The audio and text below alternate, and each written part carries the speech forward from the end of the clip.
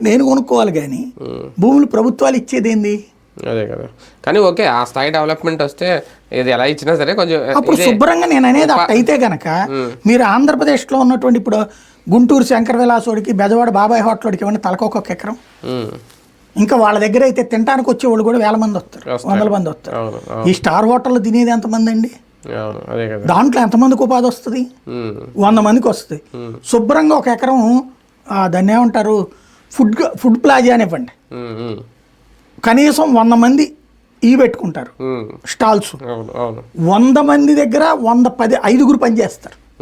500 మందికి ఎంప్లాయ్మెంట్ వస్తుంది. ప్లస్ దానికి సప్లై చేసే సరుకులు వీళ్ళందరూ కలిపితే 1000 మంది అవుతారు. మధ్యతరగతి దిగువ మధ్య తరగతికి ఇచ్చినప్పుడు ఇప్పుడు ఎక్కడ ఎందుకండి? ఫర్ ఎగ్జాంపుల్ వాడెవడో లూలు గాడు వస్తే అడిగి ఇస్తున్నాడు. లూలు వాడు ఏంది చేసేది? Shopping mall. ఏం బిగ్ బజార్ వాడు ఏం పాపం చేశాడు? రిలయన్స్ వాడు ఏం పాపం చేశాడు? వాళ్ళు ఎందుకు డబ్బులు పెట్టి కొనుక్కోవాలా? ఆడ కూడా ఇచ్చేచ్చుగా ఫ్రీగా. మెట్రో వాడు ఏం పాపం చేశాడు?